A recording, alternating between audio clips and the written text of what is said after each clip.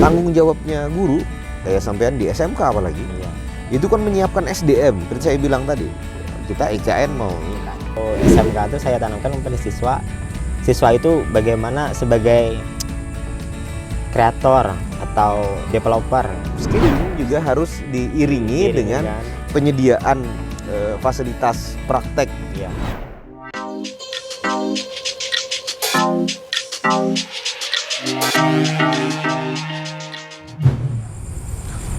Assalamualaikum warahmatullahi wabarakatuh. Waalaikumsalam. Selamat bertemu kembali di Tamu Ngopi Firman Yusi, program yang secara khusus saya buka untuk warga masyarakat di Tabalong, Balangan, HSU dan sekitarnya, di mana program ini mengundang atau juga mempersilahkan warga untuk bertemu dan ngobrol. Temanya apa aja boleh sebenarnya. Temanya apa aja boleh dan berat ringan terserah. Iya. Jadi boleh tema-tema berat, boleh tema-tema ringan. Nah, hari ini saya menerima tamu. Tamu ini kawan lama sebenarnya. Seorang guru di salah satu SMK ya, SMK Negeri 1 Murung Pudak di Kabupaten Tabalong. Kita kenal udah berapa lama? Dari tahun berapa ya? Tahun berapa? Tahun pertama kali datang ke ini. Berapa? Mungkin 2012 2013 ya. Sebelum itu? Sebelum itu ya 2010-an ya. Jadi belum kawin. Oh. Jadi iya. Jadi sudah lama kenalnya nih. Sudah lama kenalnya, sering berdiskusi. Iya. Nah, nama beliau ini Hatta Gani ya. Hatta Gani. Tapi selain sebagai guru, juga sebagai apa ya istilahnya? Yang di ICT itu tim pengembang. Ya. Tim pengembang ICT Kabupaten. Ini membantu BTIKP ya, Balai Teknologi Informasi Komunikasi Pendidikan Kalimantan Selatan. Jadi membantu balai itu untuk mengupdate pengetahuan guru-guru di Tabalong terkait dengan ICT ya. Information and ICT itu Information and Communication Technology, ICT. Kalau di bahasa Indonesia kan Teknologi Informasi dan Komunikasi, TIK ya. Sebenarnya lebih enak TIK sih ketimbang TIC gitu menyebut. Ya, ITC, lebih enak TIK menyebutnya. Nah, ini tamu saya malam ini. Tapi sebelum kita mulai ngobrol, untuk para sahabat sekalian yang barangkali pada kesempatan yang lain ingin ngobrol juga seperti ini, ngobrol santai sambil ngopi seperti ini di program Tamu Ngopi Firman Yusi, silahkan nanti kontak aja nomor yang tertera di bawah.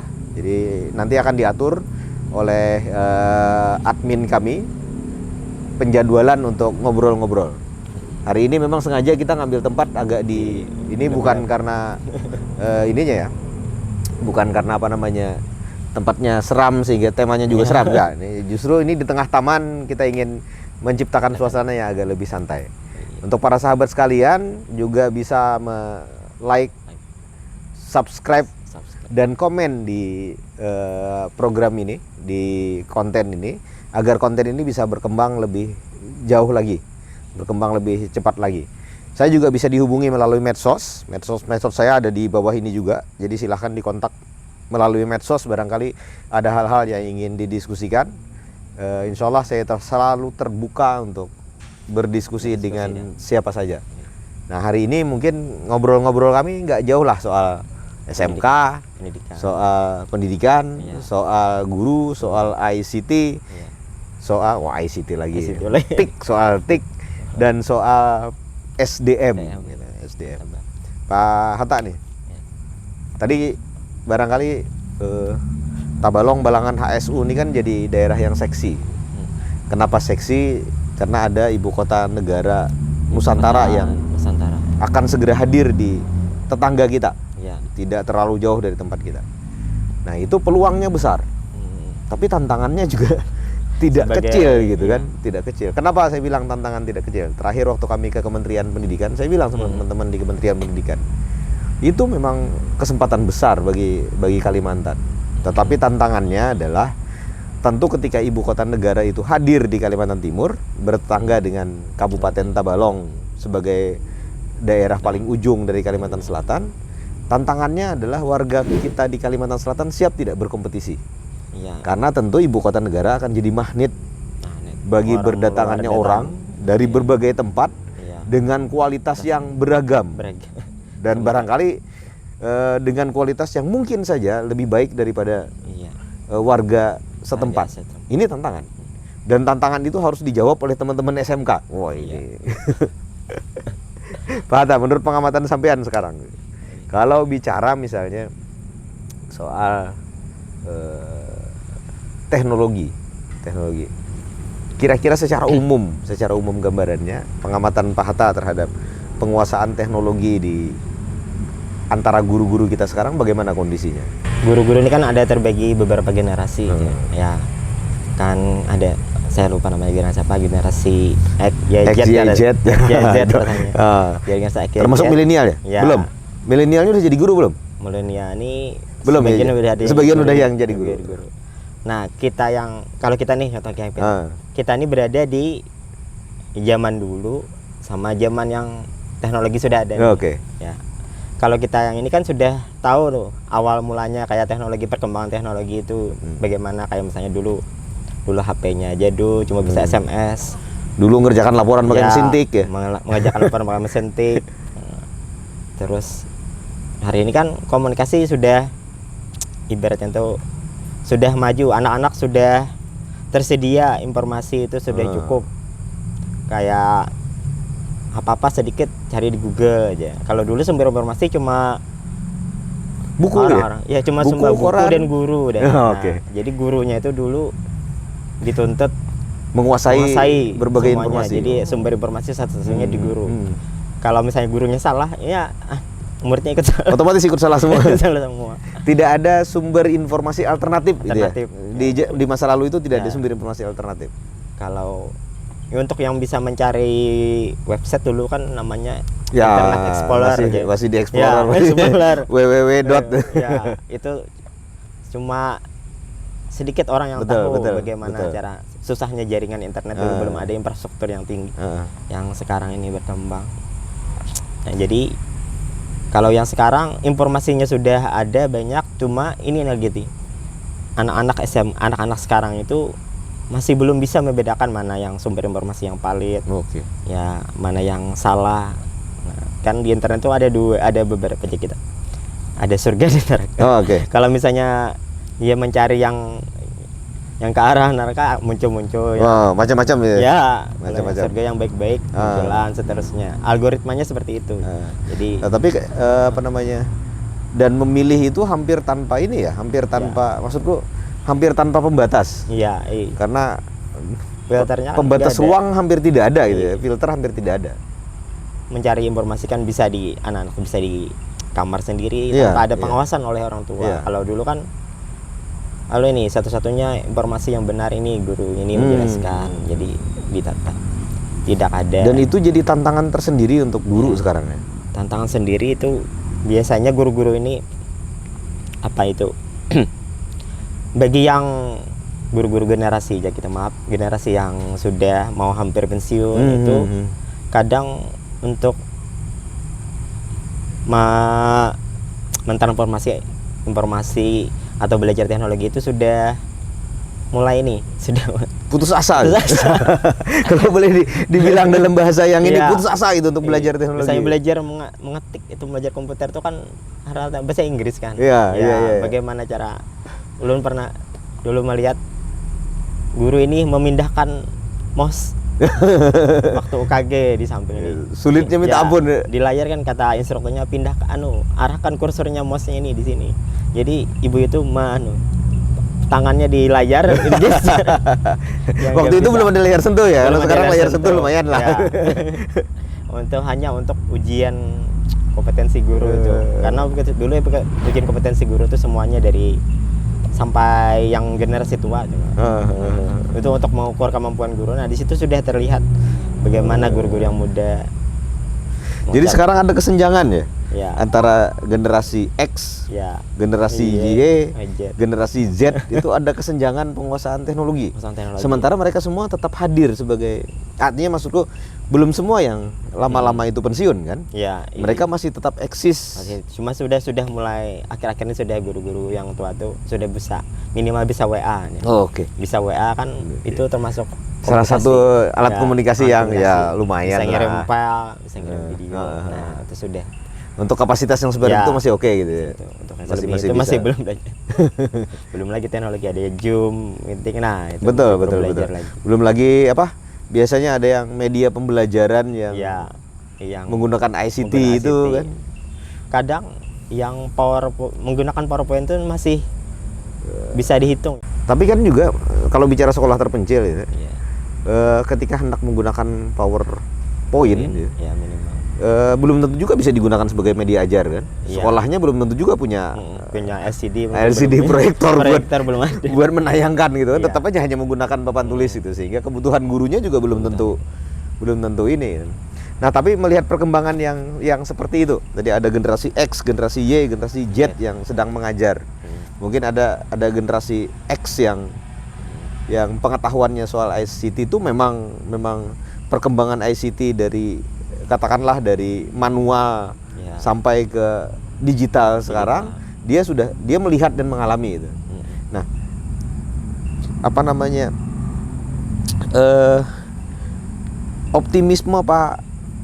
Optimisme sampean sendiri sekarang soal perkembangan ini. Sampean optimis gak bahwa kita bisa kejar ketertinggalan ini? Karena gini kan, tanggung jawabnya guru kayak sampean di SMK apalagi. Iya. Itu kan menyiapkan SDM, seperti saya bilang tadi.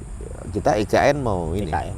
Nah, sampean optimis gak bahwa kita bisa kejar, kita bisa percepat proses-proses update dan belajar itu tadi, agar kemudian transfer knowledge dari guru kepada siswa ini, penguasaan termasuk dalam hal penguasaan teknologinya itu bisa di apa namanya? Apa ya sebutannya mungkin? Bisa turut berkontribusi untuk mengembangkan SDM kita. Optimis enggak bisa kayak itu? Bisa cepat. Kalau optimis bisa sih, kita optimis aja sih bisa. Tapi optimis enggak bisa cepat. Pertama yang sebenarnya kalau kita ini kan sudah di kota di Tanjung ini sudah mulai maju untuk daerah perkotaan, tapi masih ada beberapa daerah yang tadinya kan kita mau mengajari cepat ini untuk teknologi, tapi infrastrukturnya tergantung lagi. Infrastrukturnya misalnya infrastruktur adanya pendukung tower, teknologi. ya Oke. jaringan internet, jaringan sinyal. Nah, tadi itu untuk mempercepat daerah-daerah yang tertinggal tadi. Kalau saya lihat hari ini anak-anak tuh sudah, kalau HP ini sudah rata-rata Android, Pak. Oke. Jadi kalau Android itu lebih mudah, kalau HP-HP yang smartphone maksudnya sudah mudah untuk belajar. Soalnya di SMK tuh ada diajarkan tentang sumber referensi itu bisa dicari di Play Store. Ada aplikasi-aplikasi yang untuk pembelajaran sudah ada di Play Store. Jadi tinggal di-download dan bisa digunakan. Terus ada, kalau khusus bagi saya ngajar, saya bisa mengajarkan siswa itu membuat aplikasi Android yang minimal yang sederhana. Tapi belum bisa dipasang di Play Store.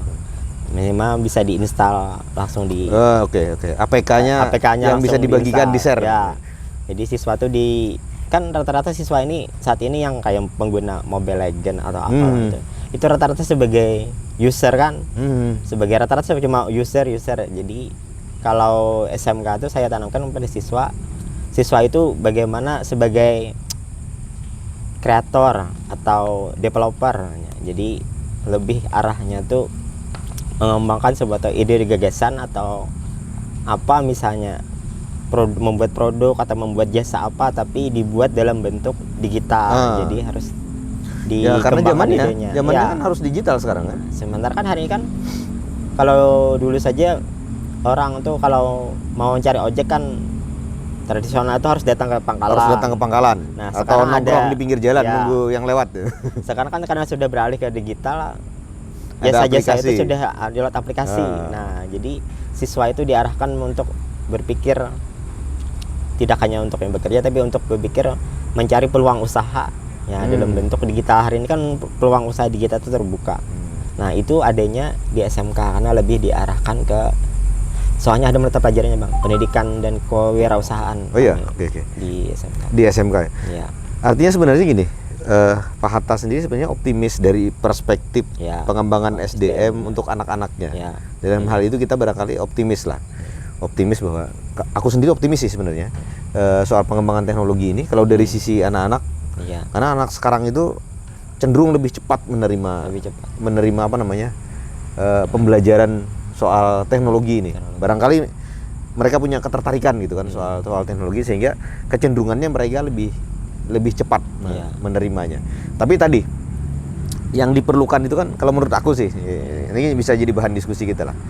Yang diperlukan itu kan yang memandu kemudian anak-anak ini untuk bisa memilih. Ketika ICT berkembang sedemikian pesat, meskipun tadi infrastruktur masih jadi problem di beberapa lokasi lah. Infrastruktur masih menjadi problem. Ketika ICT berkembang dengan cepat, maka anak-anak kita, siswa-siswa kita itu sebenarnya diberi ruang pilihan yang sangat-sangat luas betul gitu kan. Tergantung mereka maunya kemana, mereka ininya apa. Nah disitulah barangkali peran orang tua dan guru untuk mengarahkan dan mengawasi. Sebenarnya mereka itu lebih baiknya ke arah yang mana. Tapi ada pertanyaan, begitu orang tuanya pemahamannya soal teknologi kurang, tertinggal dari anaknya, atau bahkan juga gurunya pengetahuannya soal teknologi tertinggal dari siswanya. Nah ini kan jadi problem nih. Dan aku yakin ini tugas Pak Hatta nih sebagai apa tadi? Tim pengembang. Tugas Pak Hatta untuk apa namanya? Mendorong percepatan agar orang-orang yang kita tidak hanya bicara guru, kita juga bicara orang tua gitu kan. Orang-orang yang mestinya menjadi dalam usia anak-anak itu menjadi pemandu untuk anak-anak itu dengan pilihan-pilihan yang lebih terbatas begitu kan, tidak seluas yang seluas dan sebebas yang sekarang barangkali. Itu bagaimana kira-kira Ani ya? Apa namanya? Strategi yang harus dipilih. Siswa itu kadang lebih pintar dari gurunya. Lebih cepat kan? Anak-anak sekarang kan lebih cepat kan? Iya. Anak-anak kecil sekarang lebih handphone udah bisa. Ya itu generasi yang barangkali aku seumur itu belum tahu ngirim WA, ngirim SMS kan. Sekarang anak umur kelas 1 kelas 2 SD sudah bisa ngirimi bapaknya foto selfie. Ya itu tadi generasi yang sudah ada teknologinya, sudah lahir karena teknologinya sudah ada. Nah, sementara kita kan generasi yang mengalami beberapa zaman. Ini kan yang tantangan harus dikejar gitu kan. Tantangan dikejar itu kita sebagai guru minum. Minum dulu lah. Itu kan tantangan-tantangan yang harus dikejar, dan itu kita baru bicara dari satu aspek loh Pak Hatta. Baru bicara dari ICT. Kita belum bicara teknologi-teknologi yang lain. Saya sering bicara dengan beberapa kawan-kawan SMK. Ini contoh aja sih. SMK otomotif misalnya. Kendaraan ringan. Sekarang teknologi kendaraan nggak cuma jadi hybrid. Yang setengah mesin ada listrik lah. Ini setengah mesin listrik. Sekarang sudah ada yang 100% listrik. Nah, sementara sekolah-sekolah kita belum ada. SMK kita itu mungkin sebagian entah sebagian besar atau sebagian kecil, saya belum punya data faktual soal itu misalnya, belum sampai ke sana. Bahkan tidak sedikit SMK yang objek praktek itu kan ada mobil yang dijadikan materi praktek itu tertinggal sekian generasi dari teknologi sekarang. Wah ini kan problem besar ini. Anak-anak itu tidak siap jadinya ketika menghadapi ini. Jadi tidak cuma di ICT maksudku. Aku yakin ICT juga mengalami hal yang sama gitu kan. Problem yang sama. Infrastruktur di sekolah-sekolah kita belum sepenuhnya supporting untuk pengembangan teknologi informasi.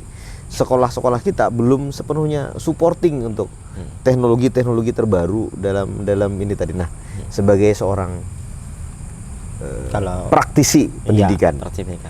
ada ini enggak? Ada saran enggak? Ada masukan enggak untuk mengatasi masalah-masalah yang kayak gitu? Yang saat ini untuk SMK ini kebanyakan ini, Bang Firman, kekurangan guru-guru yang Produktif yang ya? update, guru produktif, rata-rata kurang produktif. Yang sesuai dengan teknologi keilmuannya gitu ya? Ya, misalnya kayak teknik mesin. Itu sementara buku-bukunya pun masih di SMK tuh rata-rata masih menggunakan buku-buku yang lama, buku-buku jadul bukan buku yang teknologi yang terbaru. Update Pelajarannya itu kayak ya sama. Karburator gitu ya. Padahal karburator sudah dari kalau di mobil barangkali sudah hampir tidak ada lagi mobil yang menggunakan karburator. Sepeda motor itu sudah sepeda motor sudah injeksi, nggak ada lagi yang menggunakan karburator gitu. Pelajarannya itu masih yang lama-lama. Guru. Jadi satu yang barangkali harus kita segera atasi problemnya adalah keberadaan guru produktif. Guru produktif. Guru yang sesuai dengan keilmuannya. Dan sesuai begitu ngajar mesin, mereka betul-betul sarjana mesin. Ya. Begitu ngajar teknologi informasi, mereka betul-betul berpendidikan, berlatar belakang pendidikan teknologi informasi dan komunikasi. Itunya dulu yang menurut Pak Hatta yang pertama harus kita. Itu. Yang kedua tadi saya coba garis bawahi lagi literaturnya. Literaturnya masih menggunakan literatur. Gurunya belum update. Buku-bukunya. Literatur yang tersedia di sekolah juga ternyata masih belum update juga dengan perkembangan terbaru. Artinya ini kan tantangan besar nih. Makanya nih hari ini Bang, maaf saya salah. Hari ini jadi guru-guru SMK itu didorong untuk namanya mengikuti program upskilling. Jadi guru-guru yang sudah ngajar, yang sudah ini, khusus guru kami ini masih saat ini masih 3 orang di Medan mengikuti pendidikan upskilling tentang guru. Upskilling itu artinya meningkatkan skill yang ada gitu. Di program Kemendikbudnya ada nih. Tapi kalau meningkatkan kualitas diri tapi tidak didukung dengan infrastruktur yang pas kembali ketemu mobil prakteknya lagi-lagi yang pakai karburator gitu kan. Ketemu buku-bukunya lagi-lagi buku-buku lama yang pakai teknologi-teknologi lama. Artinya kan upskilling juga harus diiringi dengan penyediaan fasilitas praktek. Karena kan SMK mestinya bicara praktek gitu kan. Diiringi penyediaan fasilitas praktek yang memadai. Komputernya mestinya yang terupdate lah, yang terbaru. Begitu kan? Harusnya. Tapi itu butuh dana besar sebenarnya kan. Itu kelemahannya. Tantangannya itu. Kelemahannya kan selama ini kita selalu bilang kita tidak punya biaya yang memadai. Aku pernah coba diskusi gitu dengan beberapa kawan. Mungkin enggak SMK itu sekolah-sekolah SMK. Kalau kita bicara ICT misalnya. Enggak perlu beli komputer terbaru. Strateginya adalah rental komputer terbaru. Jadi rental komputer spek tertentu, spek terbaru dirental 2 tahun misalnya. Kalau kita menganggap 2 tahun teknologi itu akan berkembang. Setelah selesai kontrak, silakan si pemilik komputer bawa komputernya itu. Maka kita rental lagi komputer yang lebih baru lagi teknologinya. Dengan kayak gitu kan kita bisa selalu update gitu. Hanya barangkali kendala ini teknis juknisnya itu biasanya enggak. Maksudku itu tidak boleh menggelapkan anggaran untuk apakah secara kebijakan itu udah bisa dilakukan gitu kan, karena itu tentu kaitannya dengan kebijakan pengadaan barang dan jasa dan lain sebagainya yang barangkali kita sendiri agak saya sendiri agak kurang bersentuhan lah dengan hal-hal macam itu. Tapi sebenarnya kukira suatu hari itu harus jadi solusi. Karena kalau tidak, kita melihara komputer yang 15 tahun yang lalu sudah ketinggalan. Udah terlalu jauh ketinggalan. Nggak usah yang 15 tahun yang lalu lah. Barangkali komputer yang 5 tahun yang lalu merupakan spek tertinggi, hari ini sudah. Sekarang barangkali udah jadi spek terendah gitu kan. Dulu kan yang paling viral dulu Core 2 aja lah. Iya kan. Sekarang barangkali spek terendah di pasaran yang itulah. Yang paling rendah di pasaran lah itu. Dulu platinum 1, platinum Iya. 2, sekarang entah sisa di mana bangkai-bangkainya gitu. Tapi kalau yang seperti itu yang masih harus dipelihara di sekolah-sekolah, tentu ini akan jadi penghambat pertumbuhan ini. Nah, makanya sempat muncul ide yang kayak yang tadi. Tapi barangkali betul kata Pak Jokonisnya itu. regulasinya yang belum Regulasinya, mendukung ke sana iya. gitu kan. Kalau aku mau ya udah rental aja. Rental. Bang. Kayak sistem di perusahaan kan. Perusahaan kan sekarang kayak perusahaan-perusahaan yang beroperasi di tempat kita nih. Komputer rental. Mobil rental. Mereka setelah sekian tahun mobilnya udah dianggap nggak bisa lagi memenuhi kebutuhan mereka.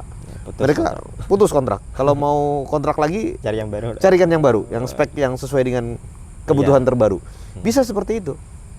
Nah, ini barangkali mudah-mudahan jadi gagasan lah. Entah siapa yang melihat konten ini gitu. Ini barangkali jadi gagasan. Karena problem yang sama tidak hanya di SMK, Pak Hatta. Iya, di BLK juga. BLK ya. Menghadapi problem yang sama. Kursusnya itulah, kursus itu. Peralatan praktek kursusnya juga. Iya. Barangkali teknologi yang 5 tahun yang lalu gitu. Panduannya itu sama aja. Panduannya ya panduan untuk yang itu gitu kan. Panduan sementara di yang dunia baru, luar, orang sudah di dunia kerja, teknologinya udah berkembang sekian generasi. Nah, kemarin aku sempat diskusi juga dengan teman-teman di Dinas Tenaga Kerja. Kenapa BLK enggak rental aja?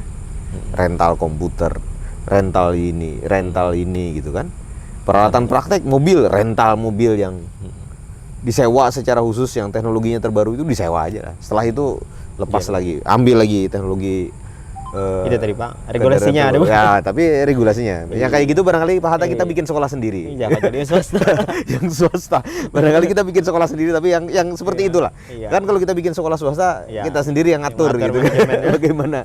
Bagaimana ini. Hingga mungkin karena itu justru sekolah swasta lebih cepat maju ya? Iya, jujur. Mungkin ya, karena di daerah-daerah lain di luar Kalimantan barangkali swasta jadi cepat maju. Jangan-jangan negeri ini apa namanya? Diikat dengan sejumlah aturan yang justru membuat sulit berkembang gitu kan. Takut salah nanti. Nah, itu kita salah dia permasalahan. Yang bicara nanti tindakan-tindakan ini kan. Iya. Tapi sebenarnya itu menurut aku sih salah satu solusinya kalau kita mau perkembangan di sekolah itu sesuai dengan perkembangan zaman, maka tidak ada pilihan lain.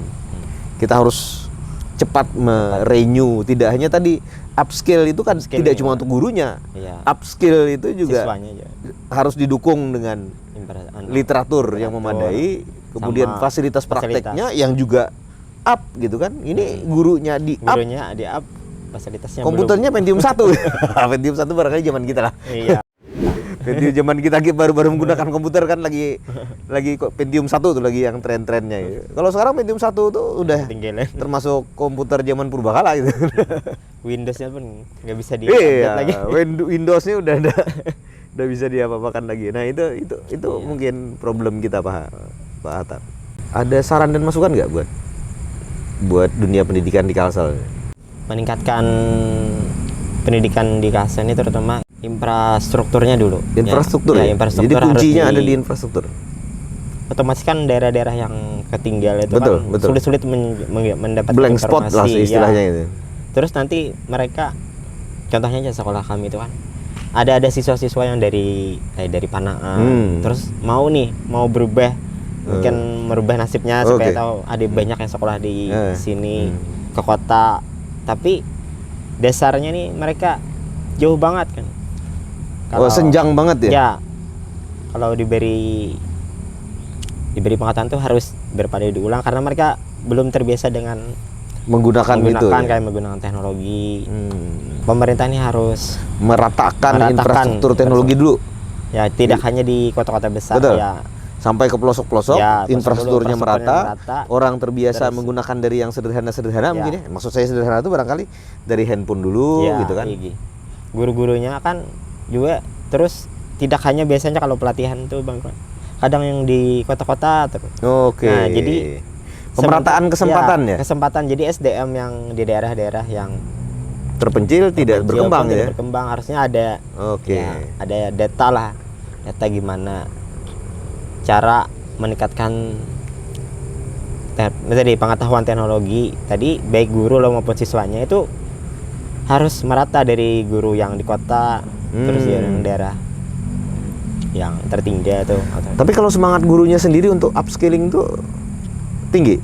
Semangat upskilling, Kemauan gurunya sendiri ya, untuk upskilling. tinggi. Soalnya kan upskilling itu tujuannya nih, guru ini dididik untuk mengikuti ya nih perkembangan teknologi yang baru jurusan ini. Jadi harus gurunya dulu upskilling, ditingkatkan keahliannya, baru nanti kalau gurunya sudah, kemauan gurunya tinggi ya untuk itu sebenarnya. ya, programnya kemarin ada yang daring dulu beberapa minggu, terus yang offline-nya ini harus berangkat ke Medan. Karena barangkali praktek di ya? sana praktek.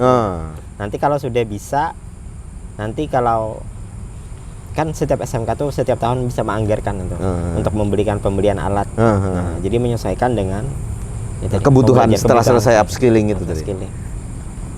Oke, artinya tugas kita ini berat sebenarnya, ya kan? Saya tidak ingin bilang ringan, karena kalau kita bilang ringan nanti kita abai lah. Abai. Tapi kalau kita anggap ini berat, maka kita harus pacu untuk bisa secepat-cepatnya ini mensejajarkan. Karena begini, kita di Kalimantan Selatan saja barangkali kesenjangannya tinggi. Baru di dalam Kalimantan Selatan. Belum kita komparasi dengan provinsi lain. Begitu komparasi lagi dengan provinsi lain, wah jadi lebih jauh lagi kan? Ininya perkembangan teknologinya. Nah, oleh karena itu kita harus ekstra apa namanya? Ekstra kerja keras ini mestinya untuk tidak hanya upskilling, tapi juga tadi memenuhi infrastrukturnya, kemudian menyesuaikan literaturnya, kemudian menyediakan fasilitas-fasilitas praktek yang memang sesuai dengan kebutuhan perkembangan zaman gitu kan. Iya. Karena zaman berubah, tapi ruang komputer kita tidak berubah. Akhirnya kan tidak kalau pangsa pasarnya itu ada sesuai lagi kan. Iya. Begitu anak-anak kita selesai belajar di sana, begitu keluar ke dunia kerja, kaget dengan teknologi yang dihadapi. Kata ini sudah ketinggalan. Kan itu kan tidak sedikit tuh teman-teman yang di sektor swasta yang kemudian mengeluhkan itu. Mereka menggunakan teknologi yang sudah berkembang sedemikian rupa, mengefisiensikan pekerjaan, membantu penyederhanaan menurut mereka sebenarnya dalam pengerjaan produksi mereka. Tapi begitu pekerja baru masuk, padahal pekerjanya bukan pekerja tidak terdidik gitu. Pekerja terdidik, mereka harus kemudian melakukan semacam matrikulasi lagi agar mereka yang baru masuk ini bisa menyesuaikan dengan teknologi terbarunya. Karena yang dikuasai mereka teknologi lama dan tertinggal. Ini tantangan barangkali. Tantangan itu kenapa tadi saya sampaikan, mungkin kita harus dorong lahirnya sekolah-sekolah swasta dengan cara kerja yang berbeda itu tadi, agar penguasaan teknologinya bisa jadi lebih cepat. Saya bukan berarti tidak pro dengan sekolah negeri. Kalau kita bisa bikin sekolah negeri yang selalu update, itu jauh lebih bagus gitu kan. Tapi kalau memang faktor regulasi tadi tidak memungkinkan, maka sebenarnya satu-satunya jalan adalah kita harus dorong lahirnya sekolah-sekolah swasta yang berkualitas, yang jadi bisa sebagai update, pilihan masyarakat. sebagai pilihan, agar orang tentu kita sebagai orang tua kan maunya anak-anak kita itu ada di tempat yang terbaik, lulus menjadi yang terbaik, bisa bekerja di tempat yang terbaik gitu, memiliki penghasilan yang terbaik. Kan mungkin ada cita-cita anaknya mau merubah ekonomi keluarga. Betul. Kita kan pasti tuh orang tua pun mimpinya pasti sama kan. Kalau sekarang saya seperti ini, tentu anak-anaknya harus lebih dari ini kan. Kalau sekarang saya anggota DPRD provinsi, barangkali anaknya, saya tidak mengharuskan sih sebenarnya. Anaknya harusnya minimal anggota DPR RI itu. Harusnya kan kayak gitu kan. Mimpi bapaknya ini pasti anaknya tuh harus lebih tinggi daripada apa yang bisa bapaknya raih gitu. Jadi pilihan tadi harus kita berikan. Pilihan yang aku maksud tadi, ternyata kita tidak hanya mengembangkan yang negeri-negeri kalau memang dibatasi oleh regulasi-regulasi yang mungkin kita sulit berkembang. Tapi kita juga harus mengembangkan yang swasta. Untuk tadi kan meningkatkan yang SDM tadi, siswa tadi kan pasti ditunjang guru-guru yang benar-benar kompeten harus. Terus nah tapi guru-guru ini kan kita ini ada dua, ada beberapa, ada guru negeri, guru PNS, ada guru kontrak, ada guru honorer. Kadang yang ini honorer mau dihilangkan kan? Yang kasihan ini yang guru honorer. Yang honorer mau dihilangkan kan? Mau diganti P3K semua kan? Yang gajinya mungkin ada yang 300.000. Nah ini kan perlu perhatian dari itu barangkali gagasan ketika Kemenpan memutuskan bahwa akan ada penghapusan tenaga honorer, menggantinya dengan tenaga P3K. Harapan kementerian itu ada keadilan dalam soal penghasilan. Karena setahu kan P3K itu mereka akan mendapat apa namanya gaji itu sesuai dengan sama dengan pegawai negeri sipil. Hanya bedanya nanti ada di pensiunnya gitu kan. Jadi kalau mekanisme penggajiannya, besaran pendapatannya, penggolongannya itu sama mengikuti. Kalau golongannya ada beda sedikit. Oh ya beda ya? Ya kalau P3K yang saya tahu tuh ada golongan apa 9 gitu berarti. Jadi bukan kalau 1 2 3 itu ya. Kalau PNS kan ada golongan 3. 1 2 3 3A 3B 3C itu. Adanya golongan 9, golongan berapa ulen. Oh gitu ya? Pernah lihat kan? P3K yang. Tapi kalau soal penghasilan gajinya nih sama. Cuma bedanya tadi itu tidak ada pensiun. Ya, tapi di SK mereka tuh ada tulisannya. Kayak masa kan P3K tuh pegawai pemerintah dengan perjanjian kontrak kerja kan. Di situ ada masanya kayak 5 tahun. Rata-rata 5 tahun ya. Ya. Tapi pernah melihat ada di daerah lain di mana di Jawa itu ada yang 3 tahun gitu. Tergantung lagi nanti evaluasi kayak berapa. Nah, itu tadi.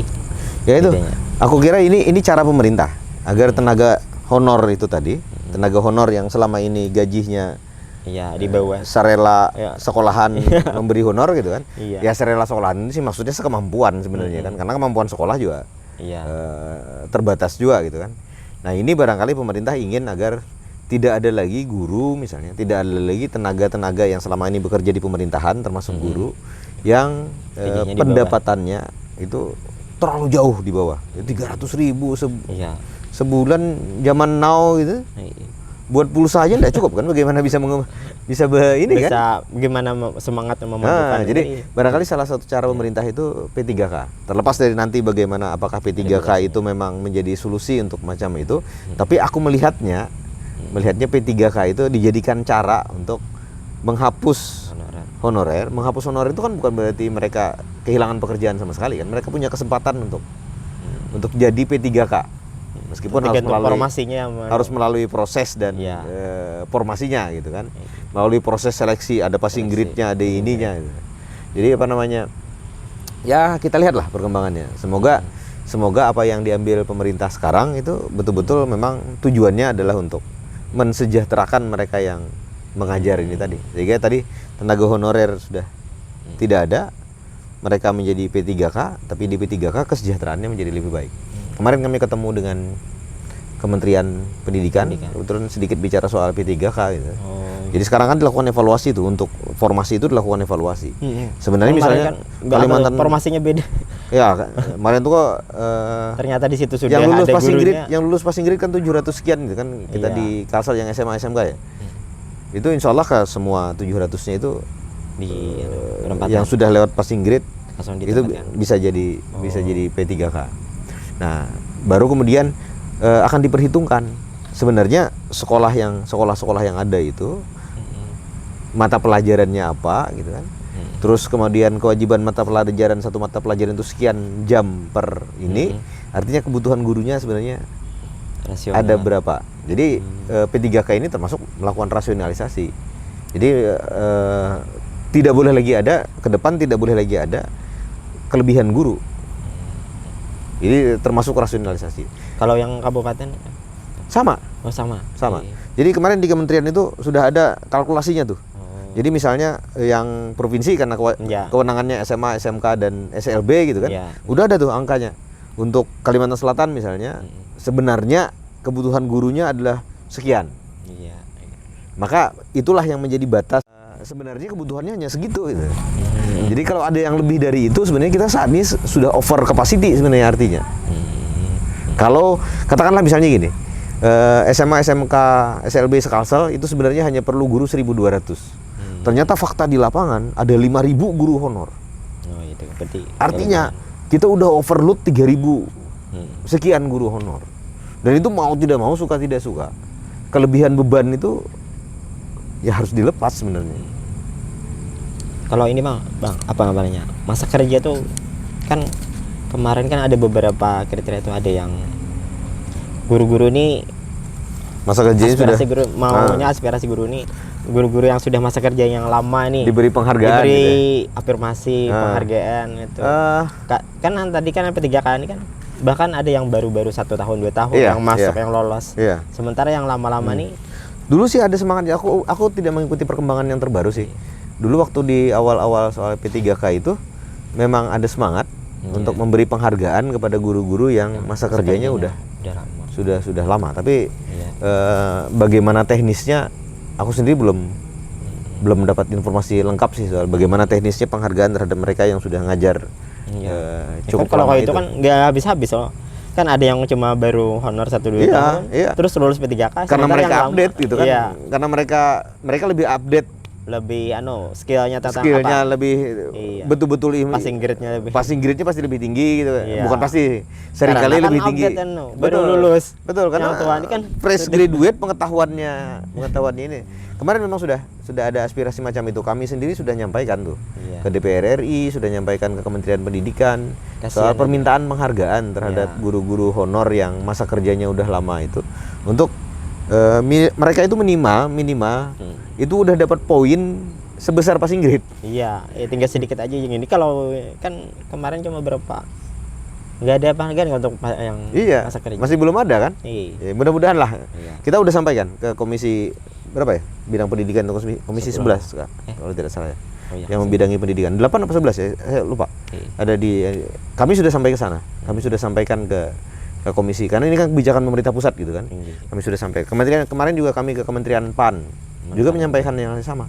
Minta agar guru-guru yang masa kerjanya sudah lama itu ya pensiun, diberi inilah, diberi penghargaan lah, minimal passing grade-nya dapat poin yang setara dengan limit bawah passing grade lah gitu kan. Sehingga kalau mereka dapat limit menambah lagi gitu, peluangnya lebih besar gitu. Dan mungkin juga kan dapat 0 sisanya gitu. Kemarin juga bersaing dengan yang baru-baru, yang sudah sertifikasi, dengan yang update, dengan yang sudah sertifikasi gitu kan. Sudah 100%. Akhirnya ketinggalan. Memang aku nerima sih pengaduan soal itu. Ya mudah-mudahan aja lah, kita pemerintah pusat ini kan punya kebijakan sendiri. Kita di provinsi hanya bisa nyampaikan kehendak itu tadi. Tapi itu tadi, aku yakin sih saat ini sedang disusun, sedang diformulasi lah untuk solusi-solusi yang kaitannya dengan guru honor, overload guru. Karena kemarin kementerian itu bicara soal overload guru. Kita udah kelebihan beban. Itu karena kita kelebihan beban, akhirnya penghasilan gurunya jadi kecil karena kemampuan kita membayar tidak sebesar beban yang kita punya gitu. Padahal kan sumber data itu kan rasional kan ada di di sekolah itu ada namanya sistem Dapodik namanya. Iya. Nah, kan di situ sudah lihat, tapi kemarin informasi yang keluar itu tidak berdasarkan ya itu problem lain lagi. Karena kalau soal formasi ini kami juga kadang-kadang merasa agak ada yang aneh lah dari seandainya melihat itu kan ketahuan kan. Di mana kita overload, di mana kita kurang, itu kan mesti sudah kelihatan. Tapi begitulah dunia perkembangan dunia sekarang gitu. Jadi kita harus urai secara perlahan-lahan untuk ketemu solusinya. Karena jelimet sebenarnya problem yang kita hadapi ini. Tapi saya optimis saja sebenarnya sih. Optimis saja bahwa kita akan selalu bergerak ke arah yang lebih baik. Evaluasi pasti terus-menerus dilakukan. Ya, dalam teori evolusi korban pasti ada lah. Begitu kan. Nggak ada lah yang sebuah proses itu tidak menghasilkan residu gitu. Kalau boleh dibilang seperti itulah. Tidak ada proses yang tidak menghasilkan residu. Tapi tinggal pemerintah juga ketika misalnya ada overload jumlah guru, pemerintah juga harus menyiapkan sektor lain yang bisa membuka kesempatan bagi mereka yang tidak punya kesempatan di jalur P3K misalnya. Itu harus dicarikan. Sementara kan lulusan kuliah kan ada terus Iya, tiap tahun. iya, Lulusan iya. sekolah pendidikan ini lo ke arah mana aja? Iya. PNS nggak ada. Nah, makanya aku kemarin waktu rapat di RPJMD ya, Rencana Pembangunan Jangka Menengah Daerah. Iya. Aku salah satu hal yang ku minta dari pemerintah Provinsi Kalimantan Selatan, coba proyeksi dong. Iya. Proyeksi ke depan. Ke depan ini sebenarnya yang kita butuhkan tuh tenaga Lulusan apa aja apa? sih sebenarnya. Ya, itu tidak yang hanya di pendidikan gitu loh. Iya. Di bidang-bidang yang lain. Kalau kita punya data itu, maka pendidikan kita cukup kita arahkan ke sana aja. Ke arah yang memang ruang pasar kerjanya terbuka. Ini contoh kecil aja lah. Katakanlah misalnya kalau memang kita sudah tidak memerlukan lagi jurusan ini, kita sudah overload misalnya tenaga kesehatan lah katakanlah gitu. Ya, Mudah-mudahan tidak overload. Saya tidak tahu sih angka pastinya ini. Ini hanya perumpamaan ya, sahabat sekalian. Perumpamaannya kita sudah overload tenaga kesehatan. Jadi kita kan tidak perlu buka lagi. Harusnya. Itu kan. Maksud saya yang tenaga kesehatan itu baik di negeri maupun di swasta gitu. Iya. Harus dianalisis kan, negeri atau swasta ke depan kita sebenarnya perlunya berapa. Sekarang sudah tersedia berapa. Yang akan pensiun, yang akan tidak produktif lagi berapa. Sehingga ruang yang masih tersedia berapa. Maka dibukanya jangan luas-luas banget gitu. Kalau perlu ditutup. Kalau perlu dibatasi hanya sejumlah yang kira-kira diperlukan. Sehingga orang harus berpikir alternatif lain. Ya, kalau di situ kalau kayak orang naik bis gitu kan, kalau bis yang ini sudah penuh, ya kita lihatlah bis yang lain. Siapa tahu bis yang lain ruangnya masih terbuka. Tapi harus ada analisis soal kebutuhan kebutuhan tenaga kerja ke depan sebelum kita merumuskan kemudian pendidikan apa yang harus kita tetapkan. Jadi sama dengan kayak SMK misalnya.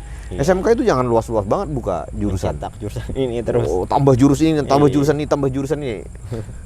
Analisis kebutuhan ininya ada nggak?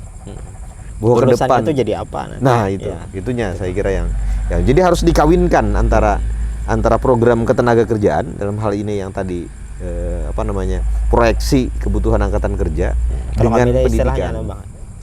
Dunia usaha dan industri. Iya. Nah, itu harus selalu disanding dan itu jadi database kita. Kita jangan lepas dari database itu. Kita ke depan perlunya tenaga ICT 1000. Iya. Ya udah, kelas yang kita buka cukup untuk menghasilkan 1000 aja. Atau kalau mau ada angka-angka ini paling 1.100 sampai 1.500 lah maksimalnya kita hasilkan gitu kan. Jangan lebih dari itu, karena kalau lebih dari itu yang akan terjadi adalah ICT yang nganggur. Iya kan? Iya. Kalau kita perlu tenaga teknik mesin, perkiraan ke depan itu kita perlu 10.000, maka oke, kita buka kelas-kelas yang diprediksi akan menghasilkan tenaga di bidang itu sekitar 15.000 misalnya. Jangan lebih-lebih dari itu. Sehingga dalam membuka kelas baru, menambah jurusan baru, harus melihat pada itu. Ya mudah-mudahan lah konsep revitalisasi, aku sedang minta revitalisasi SMK tuh. Mudah-mudahan konsep revitalisasi SMK itu kira-kira kalau kita nih Tabalong kita ini perlu jurusan apa ya?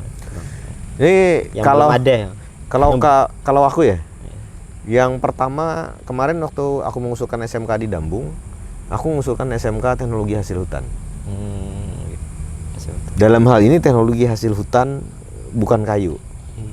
Jadi agar mereka yang tinggal di kawasan-kawasan yang masih merupakan kawasan-kawasan hutan itu bisa berinovasi, bisa sekolah di sana pertama. Yang kedua, sekolah itu sekaligus mendidik mereka untuk memanfaatkan hutan tanpa merusak lingkungan. Karena tadi teknologi hasil hutan yang non kayu. Kombinasinya barangkali dengan perkebunan. Satu itu. Yang kedua, kalau aku melihat nih, tapi ini baru ini. Yang kita perlukan sekarang SMK tidak bicara soal SMK budidaya pertanian, tapi bicara soal pengolahan hasil pertanian. Lebih teknologinya. Betul. Ya. Kita punya tetangga ibu kota negara, akan ada penduduk baru yang tinggal di sana, akan ada banyak orang yang mengurubuti ibu kota negara. Mereka perlu pangan dalam jumlah yang cukup besar. Food estate ditetapkan udah jauh di Kalteng tuh, di Pulang Pisau, Kapuas itu kan. Kita memang juga ingin jadi food estate. Tapi aku lebih cenderung udah mereka yang memproduksi bahan mentah, kita Tabalong Produksilah menjadi bahan setengah jadi dan jadinya untuk produksi pangan. Maka kita kembangkan industri pangan di sini. Maka yang kita harus siapkan adalah orang-orang yang siap untuk bekerja di teknologi pengolahan hasil pertanian itu tadi. Untuk membackup IKN. Kalau gagasanku sih kayak gitu. ICT juga penting. Karena nanti di IKN diperlukan tenaga ICT yang tidak sedikit. Ini kan kota yang baru, Nusantara itu kan konsepnya kota yang modern. Kota yang digital juga gitu kan. Jadi diperlukan tenaga-tenaga ICT yang ini. ICT kita harus segera kita ini kan juga. Iya. Jadi nah, maksud gue kita harus memproyeksi ke situ. Harus memproyeksi ke situ. Jadi ketika kita membuat jurusan ini tidak akan membuat mubazir sumber daya. Sumber daya manusia yang mubazir kan juga nantinya akan jadi masalah baru di masa depan gitu kan. Apa yang maksud dengan sumber daya yang mubazir misalnya? Ketika kita fokus kepada, katakanlah aku tidak mengatakan tenaga administrasi tidak diperlukan gitu. Kita tenaga administrasi terus-menerus kita hasilkan. Padahal apakah memang tenaga itu akan pasarnya akan terbuka cukup luas? Atau pasarnya udah makin sempit dengan teknologi? Saat ini kan ya lo lihat tuh nih di Balangan nih membuka lebih ke arah teknologi ya. Iya. Ada kampus teknologi ya. Iya, harusnya kayak gitu. Kalau Balangan sudah ke sana ya, kukira kita di Tabalong harus jangan sampai tertinggal gitu. Jangan sampai kekurangan ininya. Kukira itu dulu ya ngobrol kita. Ini barangkali suatu saat kita akan ngobrol lagi, lebih detail lagi, lebih dalam lagi, tema yang lain kan. Tema yang lain lagi, karena setahu kita juga Pak Hatta ini juga pegiat lingkungan juga, gitu kan. Selain jadi guru juga pegiat lingkungan. Mungkin kapan-kapan kita ngobrol lah soal IKN dan lingkungan gitu, efek IKN dan dampaknya terhadap lingkungan di wilayah kita. Mungkin kapan-kapan kita ngobrol itu lagi. Baik para sahabat sekalian, itu tadi ngobrol santai kami, sahabat lama saya Pak Hatta Gani, guru di SMKN 1 Murung Pudak, orang yang sedang berjuang agar guru-guru bisa menggunakan teknologi informasi dengan baik gitu kan. Ya, mudah-mudahan apa yang kami diskusikan ini sedikit banyak mencerahkan kita semua. Dan kalau ada pengambil kebijakan yang turut menyaksikan diskusi ini, mudah-mudahan ada hal-hal yang bisa dibutiri untuk para pengambil kebijakan. Selain saya catat sebagai dalam kapasitas saya sebagai anggota DPRD provinsi gitu kan, sudah dicatat beberapa poin penting yang kami diskusikan baik on air ataupun off air tadi. Jadi beberapa poin pentingnya sudah kita catat. Mudah-mudahan saya yakin mimpi kita adalah masa depan yang lebih baik. Semua orang ingin masa depan yang lebih baik bagi dirinya sendiri, bagi anak-anaknya, bagi cucu-cucunya di masa yang akan datang. Oleh karena itu pendidikan menjadi salah satu kunci. Ketepatan strategi pendidikan itu akan menjadi kunci bagi keberhasilan masa depan kita semua. Bahwa IKN adalah peluang, tapi IKN sekaligus juga tantangan. Saya tidak pernah bilang hambatan, tapi IKN sekaligus merupakan tantangan. Dia menantang kita untuk segera memformulasi apa yang harus kita persiapkan dalam rangka membuat warga kita tidak menjadi penonton terhadap lahirnya IKN baru di sebelah kita. Sekali lagi, agar channel ini berkembang dengan baik, silahkan di like, subscribe, dan komen. Saran dan masukannya melalui komenan di bawah. Kemudian juga untuk para sahabat sekalian yang ingin menjadi tamu, untuk ngopi dan ngobrol tema-tema yang lain, tema berat atau tema ringan. Hari ini tidak berat-berat amat, tapi tidak ringan-ringan amat juga gitu kan. Jadi silahkan kontak nomor di bawah ini, silahkan dikontak. Nanti adminnya akan mengatur penjadwalan kita untuk melakukan diskusi ini. Punya channel juga. Kenapa? Punya channel saya.